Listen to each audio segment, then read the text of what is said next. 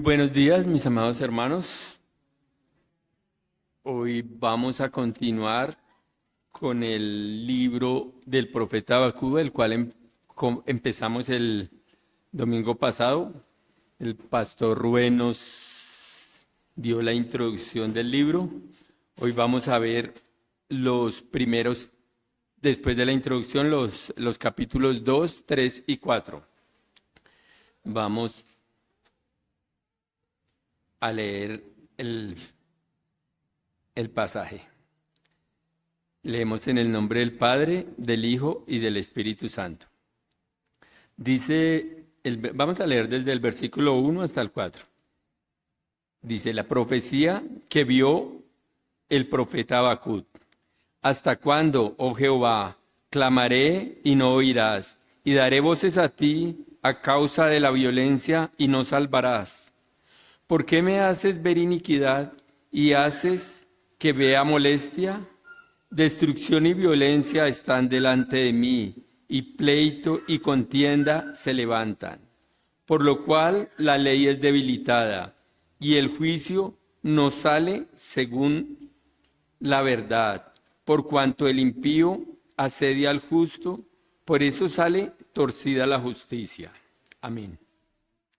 Vamos a orar, hermanos, para que sea el mismo Señor y el Espíritu Santo quien nos guíe en esta mañana. Amado Padre Celestial, gracias Señor por tu palabra. Gracias Señor por mis hermanos, por este lugar, por tu Santo Espíritu que mora en nosotros, Señor. Gracias porque tú eres nuestro Dios, porque te has dignado, Señor, revelarte a nuestras vidas a través de tu palabra. Gracias, Señor. No hay con qué pagar tu favor, Señor. Señor, en esta mañana, revélanos el mensaje que tienes para nuestras vidas. Sé de antemano que nos edificará, Señor. Sé, amado Dios, que tu palabra tocará nuestras vidas. Nos hará ver cosas que a veces pasamos sin tener en cuenta. No miramos ni tenemos, Señor, tu palabra en gran estima. Por el contrario, a veces la tenemos en poco, Señor. Pero sé que en esta mañana tú moverás nuestros corazones, tocarás, Señor, y cambiarás, porque tu palabra es la que nos transforma. Tu palabra nos lleva a vida, mi Señor. Gracias te doy. Perdónanos, Señor, porque sabemos que te hemos fallado. No somos dignos, Señor. No somos dignos. Pero tú, Señor, en tu inmensa misericordia y en tu inmenso amor, aquí nos has traído. Gracias te doy, bendito Salvador. Espíritu Santo, guíame por favor en esta mañana. Siempre dependo y necesito de ti. Gracias te doy, Señor nuestro. Amén y amén. Como les decía, la introducción que vimos hace 8 días, vimos que del profeta no se sabe mucho, no hay mucho en la Biblia que podamos decir de él. Hoy vamos a continuar viendo el libro del profeta, del cual vimos ya la introducción, el mensaje que trajo el pastor en la reunión anterior. Como vimos, del profeta es muy poco lo que podemos decir, pues la Biblia nada nos da más referencias. El mensaje del libro es un mensaje que debe mover el piso del creyente, estremecerlo, porque de pronto hemos visto muy superficialmente al Señor y tenemos en un concepto al Señor diferente al que Él es, al que Él se ha mostrado para nosotros. Y digo debe estremecernos porque es un llamado a depender de Él. De eso se trata el libro. El pasaje que hoy vamos a escudriñar es como un primer clamor o una queja del profeta Habacuc. El libro de Habacuc es un diálogo único. Digo un diálogo único porque a diferencia de los otros profetas, el mensaje lo daba el Señor y los profetas lo transmitían. Y era un mensaje directo. un mensaje directo al pueblo, era un mensaje de juicio o salvación casi generalmente. Habacuc se atreve a presentar sus dudas. Es un diálogo que él tiene con Dios, que es casi un reproche. Habacuc, al ver la situación, el tiempo que está viviendo de la historia, es casi un reproche ese clamor que él hace. Al sentir que Dios no está actuando frente al pecado y a la corrupción que azota al pueblo de Judá en ese momento. Eso nos pasa de pronto a nosotros también en estos momentos de la historia, que vemos la corrupción, que vemos el mal, el pecado, cómo aumenta cada día. Y también como el profeta, yo creo que hemos dicho, ¿y Dios por qué permite esto?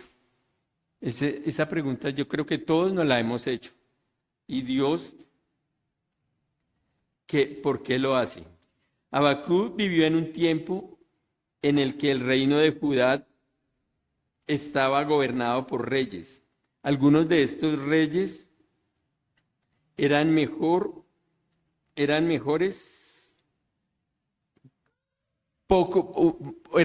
unos pocos, que eran fieles a la palabra del Señor, como el rey Ezequías, como el rey Asad, como el rey Josafat y como el rey Josías, que era el que gobernaba en el tiempo de Habacuc, el que había gobernado unos periodos antes de que Habacuc viera esta visión o este diálogo que tenía con el Señor. Cuando el rey Josías muere, vinieron luego unos reyes que eran todo lo contrario. Gobernaban totalmente contrarios a la palabra del Señor. Sus sucesores, Joacás, Joacín, Sedequías, llevaron al pueblo a una decadencia moral, espiritual, política, social, en general en todas las esferas. La decadencia que sufrió en ese momento después de la muerte del rey Josías fue tremenda para el pueblo de Judá. En ese contexto y en esa crisis que estaba pasando, es que el profeta levanta ese clamor o esa queja ante el Señor. El título de este sermón es Clamor, Justicia y Fe. La esperanza en medio de la justicia.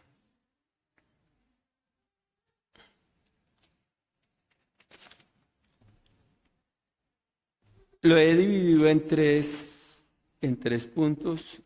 El primero dice cuando la justicia tarda, versículo 2. El segundo, cuando el mal parece triunfar, versículo 3. Y el tercer punto, cuando la ley es ignorada, versículo 4. Vamos a leer el versículo número 2. Dice, ¿hasta cuándo, oh Jehová, clamaré y no oirás? Y daré voces a ti a causa de la violencia y no salvarás.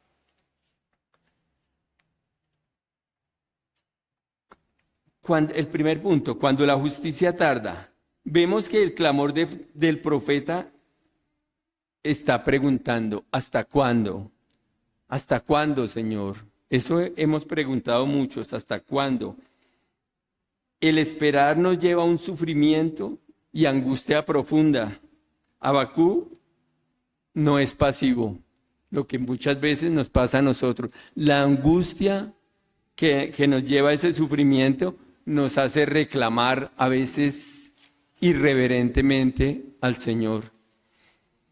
Aquí Habacuc, al levantar su clamor, está esa queja al Señor porque él esperaba que el Señor hiciera justicia en ese momento. A todos nosotros nos ha pasado eso. Y parece que a veces clamamos a Dios y no nos escucha y no hay respuesta. Es un silencio y no sabemos qué hacer. Lo mismo pasaba al profeta. Vemos que él no sabía qué hacer y clamaba y veía que la ley y que todo lo que estaba pasando estaba llevando al pueblo cada día a más decadencia. Desde el punto teológico, aquí es donde debemos aprender que la fe no es ausencia de preguntas, sino todo lo contrario, llevarlas a Dios. Nuestra fe no está basada solo en preguntar, sino en ir a Dios, preguntarle, confiar en Él, que Dios está escuchando. Sin olvidar aquella frase o clamor a Dios, sin olvidar aquella angustia de ese momento. Miremos el versículo 27, 46 de Mateo, del libro del Evangelio de Mateo.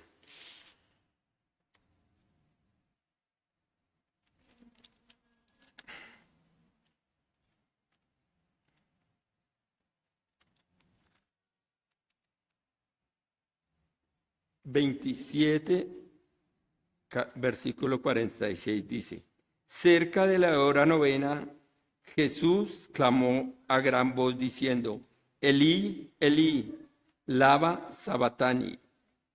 Esto es: Dios mío, ¿por qué me has desamparado? Fue un clamor que ha trascendido la historia. Un clamor que tocó nuestros corazones. Dios mío, ¿por qué me has desamparado? ¿Cuál fue la respuesta a ese clamor? Un total silencio, ¿cierto? No hubo respuesta. Aparentemente, no hubo respuesta. Silencio total. El Señor Jesús en la cruz clamaba: Dios mío, ¿por qué me has desamparado? En un pasaje anterior el Señor en su oración también había dicho: si te es posible, pasa de mí esta copa. Había sido un clamor anterior. Si te es posible, siempre obediente a la palabra.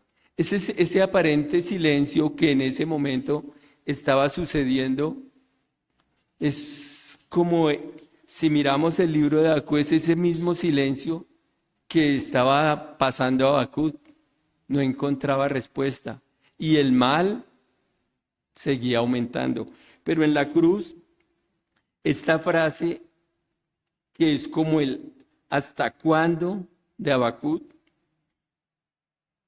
que se identifica con el profeta, aunque aparentemente el padre se retiró, él estaba orando, igual que estaba pasando con Habacuc, el Señor estaba orando. La respuesta al Señor Jesucristo de pronto, pues no sabemos él qué pensaba porque él era el mismo Dios, pero lo más, si nosotros miramos, hubiera sido, si lo miramos en nuestra carne, era que lo bajara de allí, ¿cierto?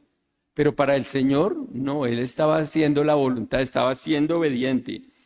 Pero cuando Cristo estaba esperando una respuesta, el Señor sí estaba obrando, hermano. No estaba, ese aparente silencio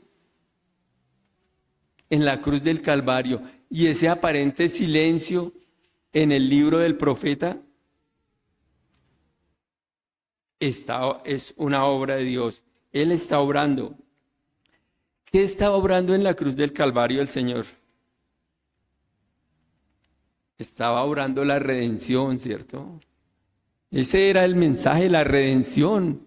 Algo, hermanos, que era para nosotros. Él estaba entregando su vida, pero el Señor estaba obrando redención para nosotros, para nuestras vidas. Esa era la obra, ese silencio el Señor tuvo que apartarse, el Padre tuvo que apartarse por el dolor del Hijo, por el sufrimiento que estaba pasando. Cuando el profeta se da cuenta de lo que está diciendo, de lo que el Señor está haciendo, él nuevamente, y esto nos lleva al segundo punto, que es cuando el mal parece triunfar.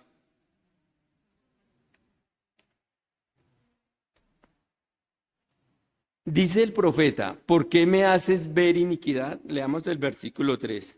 ¿Por qué me haces ver iniquidad y haces que vea molestia? Destrucción y violencia están delante de mí, y pleito y contienda se levantan. El panorama que ve el profeta a su alrededor es un panorama de mal, violencia, injusticia y todas estas cosas que estaban sucediendo. Estas es por todas partes, la violencia, la injusticia, el mal, la decadencia, por todas partes estaba. Es un momento crucial, es un momento que refleja los momentos actuales. Es lo que está pasando en el mundo. Son esos momentos actuales que estamos viviendo en nuestra nación, en el Medio Oriente, en todos los países. Vemos que la decadencia moral, espiritual, la decadencia del ser humano ha crecido en gran manera. El mal, el pecado, en gran manera, como dice en los días antes, en los días de Noé, el pecado había crecido en gran manera. Y está pasando en este momento. Está pasando de que el pecado aumenta cada día. Cuando vemos el mal, el pecado sin freno, a veces pensamos, Dios también se ha quedado en silencio. Es nuestros pensamientos ahora, y Dios, ¿qué está pasando con Dios en este momento? ¿Qué está pasando con Dios en el Medio Oriente, en nuestro país? Orábamos ahorita, el pastor oraba por todo lo que pasa en nuestro país, las violaciones, los niños maltratados, las mujeres. Aprovecho para darles un feliz día, porque hoy celebran el Día de la Mujer, aunque debe ser todos los días también, porque son seres especiales.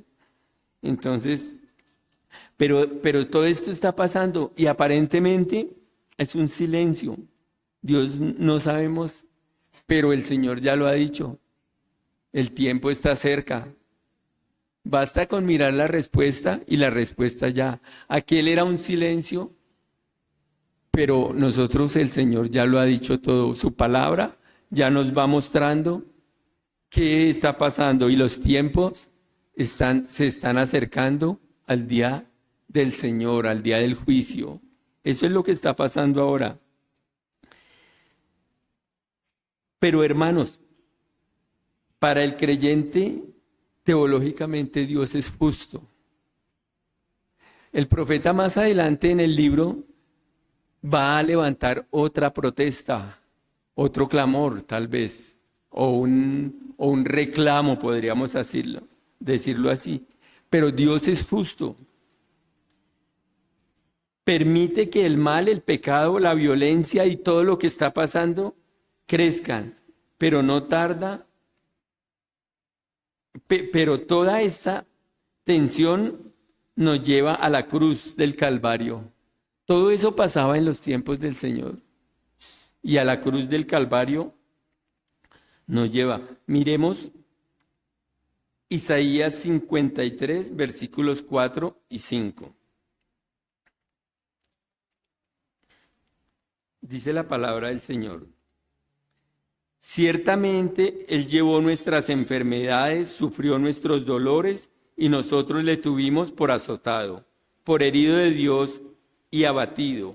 Mas Él herido fue por nuestras rebeliones, molido por nuestros pecados.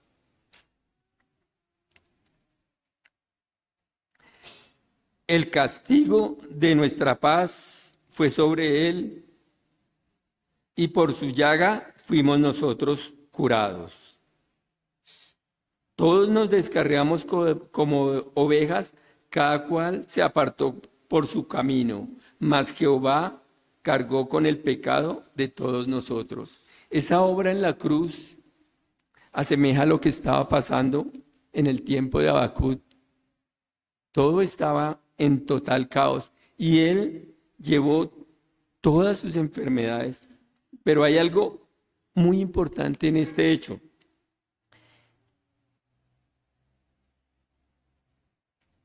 Hay algo muy importante en este hecho y es, mis amados hermanos, que Cristo venció. Venció en la cruz. Eso que estaba pasando en la cruz no era un hecho cualquiera, no era un sacrificio más. Era un hecho trascendental para el ser humano. ¿Por qué? Porque el Señor iba a redimir al ser humano, iba nuevamente a reconciliarse con la raza humana, con aquellos en quienes podían confiar en Él. Vemos que aunque ese mal aparentemente, como le pasaba al profeta, parecía triunfar, el fin fue diferente. No fue así, hermanos. Cristo venció en la cruz del Calvario. Cristo triunfó sobre el pecado, sobre la maldad. El tercer punto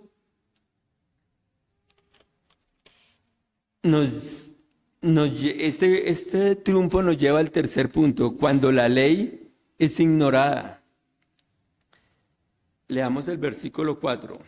Por lo cual la ley es debilitada y el juicio no sale según la verdad. Por cuanto el impío asedia al justo, por eso sale torcida la justicia. Parece que el profeta estuviera viviendo en este tiempo, en este mismo tiempo. Eso nos hace ver que durante toda la historia ha pasado similar el juicio, la iniquidad, la impiedad, han ido aumentando.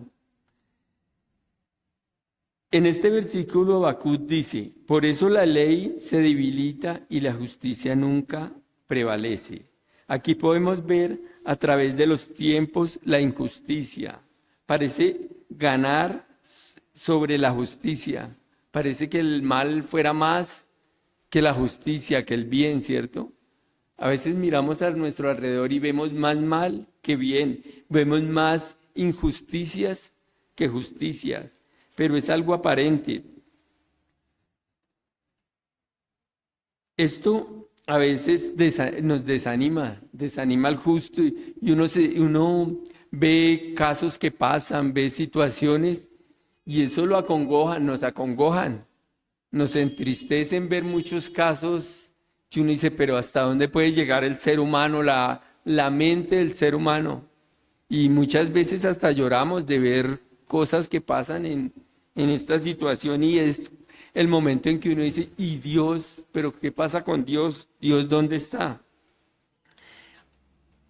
Pero amados hermanos, ahí es donde entra la fe. El pecado y el mal aumentan. Pero quiero decirles algo que yo sé que les decía al principio que este mensaje nos conmueve y nos hace pensar, porque cuando el pecado aumenta y el mal y la injusticia, quiero decirles, hermanos, que Dios tiene el control de todo. Él no ha perdido el control de nada. Si esto está pasando, lo mismo estaba pasando en el tiempo de Habacuc. Y él pensaba que el Señor se había retirado o no se había dado cuenta de lo que pasaba. Pero Dios tenía el control.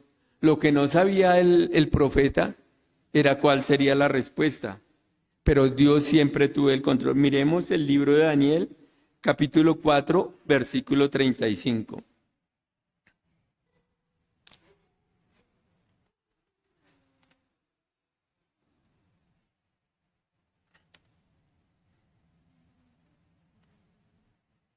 Dice así la palabra del Señor.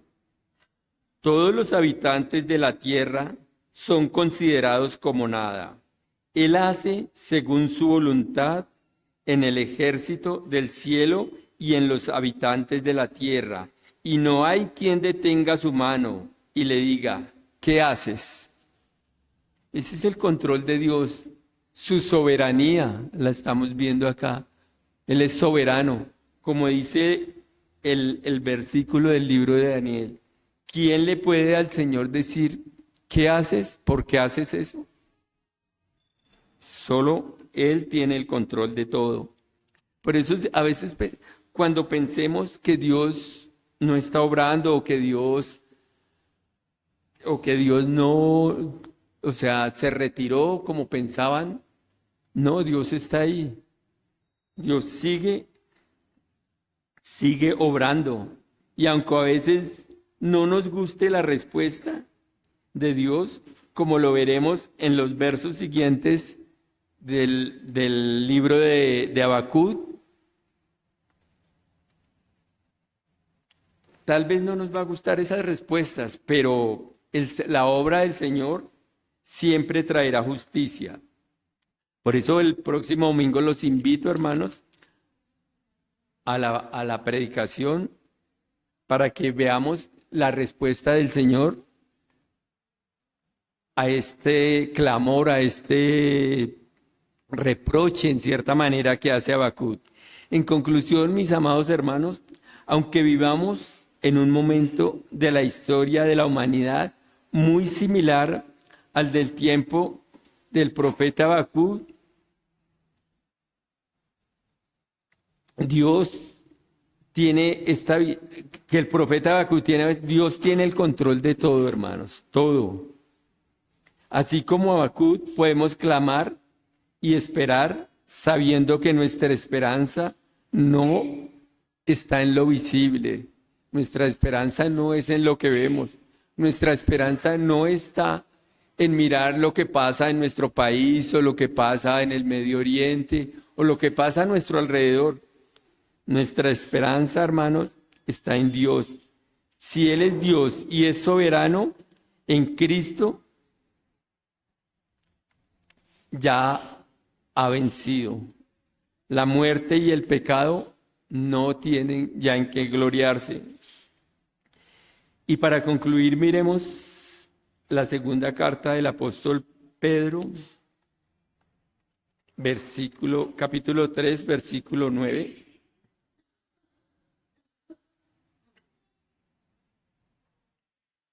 Dice así la palabra. El Señor no retarda su promesa, según algunos tienen por tardanza, sino que es paciente para con nosotros, no queriendo que ninguno perezca, sino que todos procedan al arrepentimiento. Y miremos el versículo 12, la parte A del versículo 12. Esperando y apresurándoos para la venida del día de Dios. Esperando y apresurándoos es como una contradicción, ¿cierto? Si esperamos, ¿cómo así que apresurándonos? Pero esperando siempre en Él, en que Él es el que tiene el control de todo. Y apresurándonos aquí, hermanos, a llevar la palabra, a llevar el evangelio, a llamar al pueblo, a llamar al hermano, a llamar al vecino al arrepentimiento y al conocimiento de la palabra. Oremos, mis hermanos, y démosle gracias al Señor por este momento. Amado Dios, te doy gracias, Señor, por tu palabra. Gracias, Señor, no soy digno de ella, pero tú en tu misericordia, Señor, nos has traído aquí. Gracias, amado Señor, por mis hermanos. Gracias, amado Dios. Permite, mi Señor, que esta palabra traspase nuestros corazones.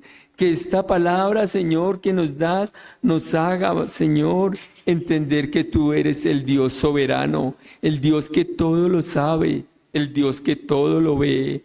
Entender que tu misericordia no se ha apartado de nosotros. Que tú, Señor, nos hiciste justos en la cruz del Calvario. Señor, por eso te doy gracias, por mis hermanos aquí presentes, por los que no están en este momento. Gracias por ellos, Señor. Sabemos que tú, Señor, eres quien nos sostienes. Tu palabra, Señor, nos sostiene. Ayúdanos, Señor, a cada día vivir para ti, mi Señor. Confiar en ti, saber que como más adelante nos dirás, Señor, que los justos por la fe viviremos. Amado Dios, gracias por esta mañana. Tu palabra es bendita y es eficaz, Señor. Gracias te damos, Señor nuestro. Amén y amén.